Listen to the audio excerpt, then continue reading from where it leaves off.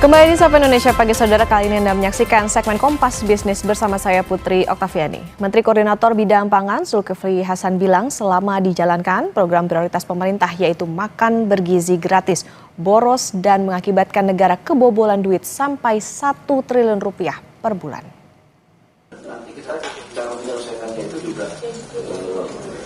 Pemborosan ini diakibatkan oleh pembengkakan SPPG sebanyak 6.877 titik. Padahal seharusnya jika sesuai rencana awal, titik SPPG hanya ditargetkan 21.000 saja. Diduga pembengkakan ini karena adanya jual beli titik SPPG di banyak wilayah termasuk 3T. Pemerintah melalui BGN dan kementerian lembaga terkait akan menata ulang pelaksanaan program MBG agar lebih efisien. Ditargetkan pengaturan ulang program prioritas Presiden Prabowo Subianto ini akan rampung dalam 1 bulan ke depan. Membengkak 6.877 titik. Ya, laporan Ibu Nani tadi barusan, kalau 6.877 penambahan, kalau 6 juta satu hari, maka 1 tahun ada 1 bulan. 1 bulan ada pengeluar lebih 1 triliun pemborosan. Berarti kalau 1 tahun berapa itu, Bu? 12 triliun. Ini yang maka perlu penataan untuk ditata agar bisa diperbaiki dan Menteri Sekretaris Negara Prasetyo Hadi menjelaskan nantinya akan ada potensi pengurangan total kebutuhan anggaran untuk program prioritas tersebut. Pemerintah melalui Kementerian Keuangan dan BGN akan menghitung kembali kebutuhan pendanaan program MBG agar sesuai dengan kebutuhan pendanaan di lapangan secara real. Bukan pemangkasan ya, tapi dari hasil perhitungan kita meyakini bahwa akan ada pengurangan kebutuhan anggaran dari program makan bergizi gratis ini. Makanya kami minta waktu untuk juga menghitung dengan Kementerian Keuangan maupun dengan BGN. Jadi dari proses penataan nanti akan bisa kita hitung dengan lebih cermat sesungguhnya anggaran yang dibutuhkan untuk program makan bergizi ini totalnya menjadi berapa. Berikutnya saudara, setelah pemerintah mengumumkan sejumlah kebijakan tentang tata kelola ekonomi, rupiah bergerak menguat dan kembali ke level 17 ribuan per dolar Amerika Serikat. Kami pakai data Bloomberg, rupiah pada 16 Juni bergerak menguat ke 17.776 per dolar Amerika Serikat. Rupiah secara perlahan mendekati level terkuat 1 bulan. 8 Juni adalah titik paling lemah rupiah terhadap dolar di 16.000 atau 18.000 maksud kami 18.188. Dalam 2 pekan terakhir pemerintah dan Bank Indonesia mengeluarkan sejumlah kebijakan, diantaranya kenaikan bunga acuan atau BI rate, kenaikan harga BBM non subsidi, dan menjanjikan pembenahan tata kelola program prioritas seperti makan bergizi gratis.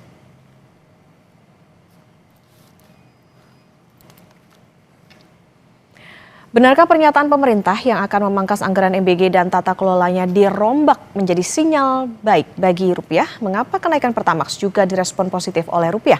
Kompas Bisnis akan tanya ke Zikri Firmansyah Hakam, ekonom sekaligus dosen tetap di Sekolah Bisnis dan Manajemen Institut Teknologi Bandung. Selamat pagi, Mas Zikri.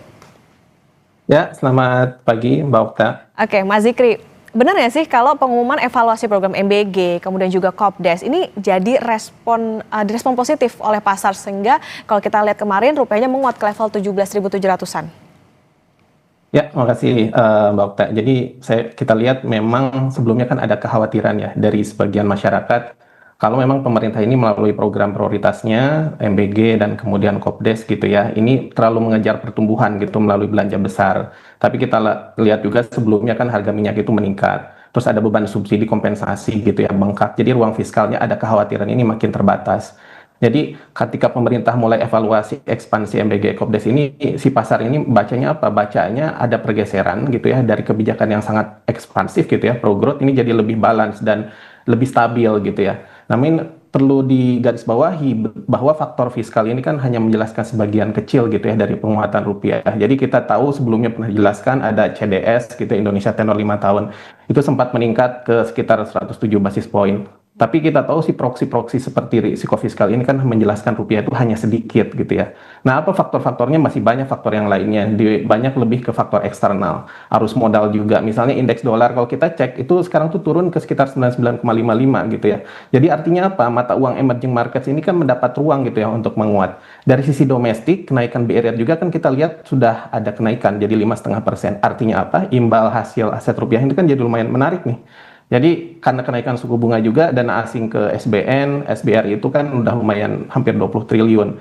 Terus lelang SRB pun lumayan masuk banyak juga. Jadi artinya apa? Dana asing itu investor jadi jual dolar kan, si rupiah pun dibeli gitu ya. Ini faktor yang menurut saya justru banyak menjelaskan gitu ya. Nah kalau untuk yang tadi evaluasi MGG Kopdes saya lihat ini penguat sentimen dan kredibilitas fiskal seperti itu. Jadi kalau menjelaskan sedikit tapi penyebab utamanya tadi banyak ke faktor eksternal. Ya, Mbak. Oke, kuncinya adalah tadi bagaimana evaluasi ini dianggap jadi sentimen penggerak yang bisa dikatakan positif. Tapi di satu sisi, Mas Zikri, ada evaluasi anggaran MBG Kopdes, tapi pemerintah juga menaikkan harga Pertamax. Nah, kenapa market nih cenderung ngelihat kombinasi kebijakan ini jadi sinyal positif atau bisakah ini dibaca sebagai komitmen disiplin fiskal? Iya, menurut saya kalau investor kan melihat kombinasi kebijakan ini jadi sinyal apa ya? Sinyal bahwa pemerintah itu udah mulai bersedia melakukan pembenahan yang satu untuk tadi ya, pembenahan untuk tata kelola keuangan ini tadi melalui postur anggaran. Ini kita lihat bahwa evaluasi ini jadi kita lihat program prioritas ini kan bukan cek kosong, jadi kita bisa evaluasi secara bertahap. Contohnya ketika tekanan geopolitik kemarin datang gitu ya, APBN meningkat, tekanan terhadap APBN, itu kan pemerintah jadi bersedia mengevaluasi. Mungkin tadi bisa dijelaskan lebih kepada skalanya gitu ya, dan kemudian efektivitas belanjanya seperti apa. Saya lihat market ingin lihat seperti itu juga, keseimbangan antara ekspansi growth dengan disiplin fiskal tadi. Kalau untuk kenaikan Pertamax, ini bisa dipahami kan ini respon terhadap kenaikan harga minyak. Kan harga minyak kita tahu sebelumnya sempat berada di atas $100 per barel, bahkan sempat di pertengahan Mei itu kan $112 per barel. Nah, di saat yang sama, rupiah juga ini sempat melemah tajam kan. Kalau misalnya harga Pertamax terus ditahan, nah ini kan berarti biaya pengadaan BBM-nya kan meningkat. Nah, ujung-ujungnya yang terkena itu adalah fiskal negara juga, walaupun sebenarnya yang tergerus adalah laba rugi Pertamina, tapi kan ini ujungnya ke sana juga, ke pemerintah. Nah, ini yang jadi concern buat saya justru sinyal kebijakannya itu justru relatif lambat. Kenapa? Karena Pertamax itu baru dinaikkan kan jadi 16.250 itu per 10 Juni ya. Ini harga Brent, itu harga minyak dunia itu justru udah turun ke sekitar 91-94, bahkan sempat di bawah 80 ya, $79 per barel. Jauh di bawah level puncaknya. Jadi masyarakat itu kan menerima kenaikan harga ketika tekanan harga minyak global itu justru lagi udah reda nih gitu kan. Nah kalau menurut saya kalau Pertamax itu memang didesain sebagai BBM basisnya spot market atau harga pasar. Kita tahu ada Pertalite ya, itu instrumen subsidi. Tapi mekanisme Pertamax ini harus lebih responsif gitu ya terhadap pergerakan pasar. Jadi kalau misalnya ketika minyak kurs naik, ya harganya harus bisa naik lebih cepat gitu ya. Terus ketika minyak kurs turun, harganya juga harus diturunkan secara lebih cepat dan juga transparan. Nah ini harus ada transparansi. Jadi kalau saya sih mendukung ya pembenahan fiskal, tapi kemudian kredibilitasnya pun harus lebih ditingkatkan. Ya. Oke, jadi respon untuk kenaikan harga minyak dunia, tadi kita juga tentu sepakat bahwa kenaikan harga Pertamax ini bisa dikatakan membantu mengurangi beban kompensasi energi pada APBN. Tapi gimana Anda melihat trade-off atau timbal balik antara penguatan rupiah akibat perbaikan postur fiskal tadi dengan resiko naiknya inflasi domestik? Ya, trade-off-nya jelas ya. Di satu sisi kan penguatan rupiah itu membantu menahan tekanan inflasi. Ini terutama inflasi dari barang impor. Kita ini impor paling banyak apa? Impor paling banyak minyak kan, 1 juta barel minyak dan produk BBM lainnya lah per hari ya. Dan seluruh transaksi itu kita harus ingat itu menggunakan dolar Amerika Serikat. Nah, secara teori lah ya, secara teori ini kan harga BBM non subsidi kan jadi kalau kita lihat jadi terpengaruh. Nah, kalau kita lihat sendiri kalau manfaat untuk rupiah itu baru terasa seperti apa? Terasa kalau perubahan kurs tadi dan harga minyak itu langsung diteruskan ke masyarakat dan langsung ke domestik. Kalau misalnya ada jeda nih atau leg yang panjang ya dari penurunan harga minyak dan kemudian dari rupiah tadi ke daya beli masyarakat ya tadi tidak terasa juga. kan kita tadi saya sudah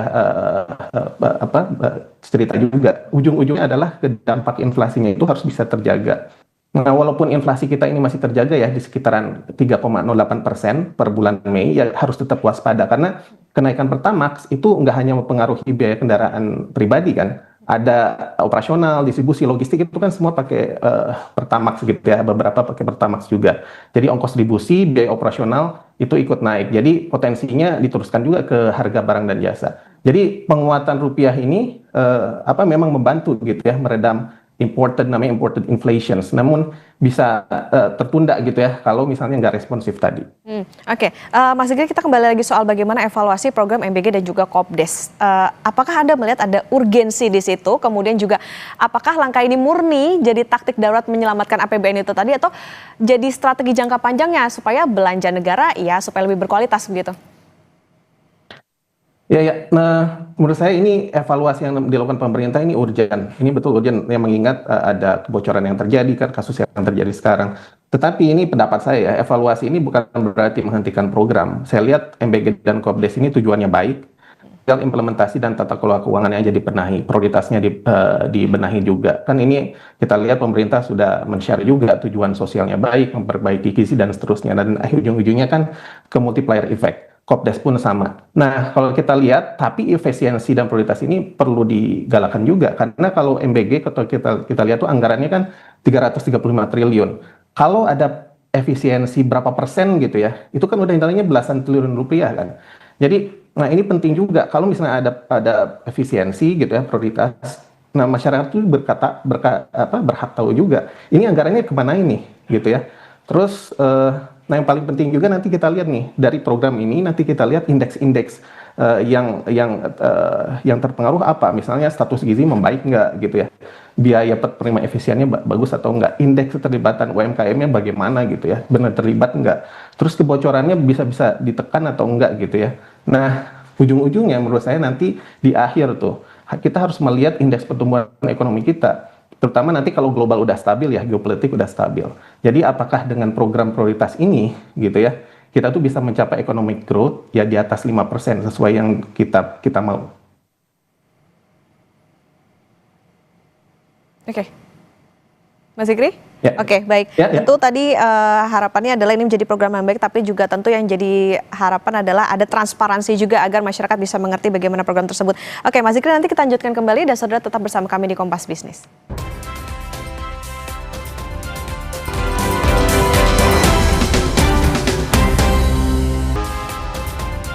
Kembali di Kompas Bisnis Saudara dan kita akan melanjutkan perbincangan bersama dengan Zikri Firmansyah Hakam, ekonom sekaligus dosen tetap di Sekolah Bisnis dan Manajemen Institut Teknologi Bandung. Mas Zikri, kita lanjutkan kembali. Sekarang kita bicara soal bagaimana nilai tukar rupiah terhadap dolar Amerika. Setelah berhasil menguat ke level 17.700-an, di mana titik jenuh atau equilibrium baru rupiah hingga akhir tahun? Ya, makasih Mbak Okta. Jadi kalau untuk equilibrium rupiah ini pikiran saya kita perlu bedain dulu bahwa antara kurs hari ini, kurs akhir tahun sama rata-rata 1 tahun. Saya sih pingin refernya ini ke BI ya. Jadi kan rupiah itu sekarang di kisaran 17.700 per dolar AS. Tapi sebenarnya kalau dilihat dari rata-rata setahun ini itu masih relatif lebih rendah lah. Karena kan kita sempat ya di Januari, Februari itu masih bergerak di sekitaran 16.700. Jadi secara kasar, rata-rata rupiah sepanjang tahun berjalan ini masih di kisaran 17.000. Nah, target dan asumsi yang dipakai oleh BI kan kita tahu ya, di tahun untuk tahun 2026 itu sekitar 16.500. Nah, artinya apa? Memang untuk bisa mendekati angka rata-rata tersebut, rupiah itu harus melakukan kelanjutan dari penguatan tadi di semester kedua. Jadi angka 17.700 ini belum cukup, jadi belum bisa disebut equilibrium akhir. Jadi lebih menurut saya transisi awal ya supaya tekanan nanti di akhir rata-rata itu masih lumayan baik. Nah harapannya kan kalau dolar global terus melemah, harga minyak terus turun dan sustain gitu ya, dana asing itu kan kembali ke kita gitu, ke SBN sama instrumen BI. Nah rupiah itu bisa bertahap kembali lah di bawah 17.500. Harapannya sesuai asumsi BI nanti rata-rata setahun itu ya kurang lebih di 16.500-an. Ya itu sih menurut saya, Mbak. Oke, masih perlu ada penguatan lagi di kuartal kedua sesuai dengan nantinya harapannya dengan asumsi BI. Itu kan tadi juga nilai tukar rupiah tentu berdampak dari bagaimana faktor di eksternal maupun internal. Nah, faktor risiko eksternal apa saja yang harus diwaspadai, Mas Zikri? Ya, yang perlu diwaspadai tentu saja ini adalah kebijakan The Fed ya. Ini kan yang menjadi masalah ya. Jadi saat ini suku bunga acuan Amerika itu kan masih berada yang kisaran yang lumayan tinggi ya, 3,5 hingga 7,5%. Jadi selama suku bunga Amerika ini tetap tinggi, ya orang kan melihat aset dolar ini masih menarik ya. Jadi kalau misalnya The Fed masih terus hawkish gitu ya, terus bahkan misalnya membuka peluang kenaikan suku bunga, modal bisa terus kembali keluar nih dari negara emerging market termasuk Indonesia kan. Itu yang pertama. Terus yang kedua adalah tentu saja harga minyak. Dan ini dipengaruhi oleh geopolitik perang gitu ya. Harga minyak itu kan memang sudah turun ya. Kita ke sekitaran 89 dolar per barel. Tapi kan sebelumnya kan udah di atas 100 dolar. Nah, risiko ini kan belum tentu hilang kalau misalnya tiba-tiba perang terjadi bagaimana. Dan kita tahu kan Selat Hormuz itu kan jalur perdagangan minyak hampir 20% pasokan minyak dunia. Kalau konflik kembali meningkat ya harga minyak bisa cepat naik lagi. Nah, ini jadi penting buat kita dan kita tahu kan kita net importin minyak gitu ya. Nah, ini kondisi ini jadi memperburuk kondisi kebutuhan dolar kita. Terus yang ketiga apa ya? Tentu saja tadi pergerakan dolar gitu ya di global. Nah, indeks saat ini lumayan nih menguntungkan untuk kita karena indeks dolar itu kan sekitaran 99,5. Kalau dolarnya melemah, ya rupiah ini ada peluang lah untuk menguat gitu ya. Tapi kalau misalnya dolar kembali menembus level 100 ke atas 100, investor global bisa balik lagi tuh ke dolar. Tekanan ke rupiah bisa jadi lagi seperti itu. Dan ada lagi yang keempat menurut saya ya perdagangan kita termasuk ke partner trading kita ya kayak Tiongkok dan lain-lain. Ya. Oke, keputusan atau kebijakan The Fed dan tadi yang menarik digarisbawahi soal bagaimana kalau secara eksternal termasuk juga perang AS Iran ini masih gambling kayaknya nih nasibnya gimana.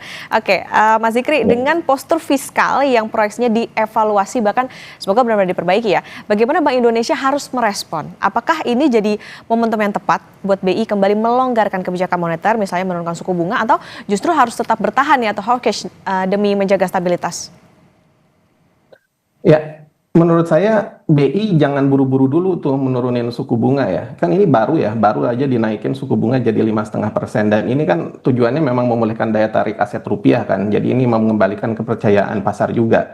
Nah, kalau saya lihat kalau BI langsung nurunin suku bunga, ya karena rupiah ini kan baru menguat beberapa hari, justru pasar itu bisa melihat bahwa kebijakan BI itu nggak konsisten gitu ya. Ini kan jangan sampai dilihat seperti itu. Apalagi inflasi ini masih berada di kisaran 3% dan ada risiko inflasi menguat loh ke depan karena pertama kan baru dinaikkan. Nah, ada juga risiko harga energi belum sepenuhnya hilang. Kalau misalnya kita lihat di kisaran 80 dolar per barel, emang kita yakin ke depan itu masih 80 dolar kan enggak ya. Jadi jangka pendek stabilitas nilai tukar ini masih harus jadi prioritas, jangan dulu menurut saya. Namun menurut saya memang ada trade off gitu ya yang harus kita perhatiin. Karena kalau suku bunga terus dipertahankan tinggi, kita tahu nanti korbannya apa? Korbannya ya konsumsi sama investasi kan. Kredit jadi mahal, konsumsi jadi ketahan, orang nggak mau investasi dan seterusnya. Sektor properti pun jadi berat gitu, ikut tertekan. Nah ini kan jadi berlawanan dengan agenda pemerintah. Ini kan pemerintah ingin menjalankan kebijakan ekspansif dan mendorong pertumbuhan ini jadi di atas 5%. Jadi menurut saya ini ada trade-off-nya, tapi kalau langsung dirubah jangan dulu seperti itu. Oke, Mas Zikri, kalau bicara soal pasar tentu bicara soal trust. Tapi adakah catatan soal bagaimana cara pemerintah mengkomunikasikan paket kebijakan misalnya tadi evaluasi MBG, penghematan dan kenaikan BBM ini kepada publik dan juga investor? Ya, menurut saya komunikasi berbagai paket kebijakan ini oleh pemerintah sudah berjalan ya, dan mungkin menurut saya harus lebih diintensifkan. Kenapa? Karena pemerintah itu satu tidak cukup hanya bilang ada evaluasi anggaran, efisiensi belanja, terus misalnya kenaikan BBM, tapi kan publik dan investor tuh perlu tahu secara jelas gitu ya penghematannya berapa, dialihkan kemana gitu ya, ke sektor prioritas apa, investasi apa, terus dampak konkretnya seperti apa. Jadi jangan sekedar ada prioritisasi gitu ya, tapi penghematannya pun perlu dialihkan ke belanja yang sama-sama produktif, bahkan lebih produktif gitu ya. Multiplier efeknya yang perlu tinggi, menyerap tenaga kerja, ya banyak sekali lah, dan padat kerja kan bisa menyerap tenaga kerja yang banyak gitu. Jadi pemerintah itu harusnya bisa lebih menjelaskan bahwa efisiensi yang dilakukan itu bukan mengurangi peran negara, jadi negara tetap hadir gitu ya untuk memperbaiki kualitas hidup kita dan menyerap tenaga kerja. Jadi untuk kenaikan harga BBM non subsidi khususnya ya, kalau menurut saya pemerintah juga perlu menegaskan bahwa BBM bersubsidi ya lebih intensif sosialisasinya, bahwa Pertalite, solar subsidi itu tetap dijaga. Ini melindungi kelompok masyarakat yang lebih rentan. Nah ini harus penting diintensifkan, perlindungan dilakukan semakin tepat sasaran. Jadi subsidi paling penting itu tidak dinikmati oleh kelompok yang mampu, apalagi yang kaya, seperti itu. Oke, kalau tadi soal bagaimana komunikasinya, lantas kalau dari segi kebijakannya gimana supaya pemerintah ini bisa meramu kebijakan agar penguatan rupiah itu di angka, let's say kemarin 17.700-an ini nggak cuma indah aja secara statistik di pasar keuangan, tapi juga bisa ada itu tadi dampak positif, multiplier effect yang konkret buat pemulihan daya beli masyarakat. Ya, jadi yang pasti PR-nya belum selesai buat pemerintah. Jadi PR-nya apa setelah rupiah menguat? Selanjutnya adalah penguatan kurs ini baru berarti buat masyarakat apabila diikuti oleh terjaganya daya beli, terjaganya inflasi. Jadi kuncinya apa? Kuncinya adalah kontrol inflasi yang ketat. Jadi selama ini kita tahu inflasi Indonesia relatif berhasil dijaga ya, kisaran 3%, bahkan sebelumnya kan berhasil di bawah 3%. Ini modal yang baik nih, karena inflasi yang rendah kan berarti nilai real daya beli masyarakat itu terjaga, terutama untuk kelompok yang miskin, berpendapatan rendah. Tapi kita tahu juga nih, kita harus waspada untuk mewaspadai dampak lanjutan kenaikan Pertamax ini. Kan ini ada potensi ke depan, dan ini kita tahu lagging kan. Ada biaya logistik, transportasi, sama harga barang dan jasa. Oleh karena itu, apa dibutuhin untuk menjaga inflasi ini, koordinasi pusat, daerah untuk menjaga inflasi ini supaya terjaga. Pangan, distribusi gitu ya, itu harus tetap dijaga sehingga sehingga masyarakat itu bisa memiliki daya beli yang baik. Yang penting penghematan anggaran ini dialihkan ke program yang produktif gitu ya. Program produktif multiplier efeknya ada, menciptakan pekerjaan, meningkatkan pendapatan kita. Nah, ujung-ujungnya adalah ya tadi, inflasi, daya beli masyarakat dijaga. Demikian Bapak. Ya, tentu harapannya adalah utak-atik kebijakannya ataupun utak-atik anggarannya ini bisa tepat sasaran, tadi bisa dialihkan ke program-program yang tentunya pro rakyat maupun juga bisa bermanfaat lebih banyak untuk masyarakat. Terima kasih Zikri Firmansyah Hakam, ekonom sekaligus dosen tetap di Sekolah Bisnis dan Manajemen Institut Teknologi Bandung, sudah bersama di Kompas Bisnis. Sehat selalu Mas Zikri. Ya, sama-sama. Udah.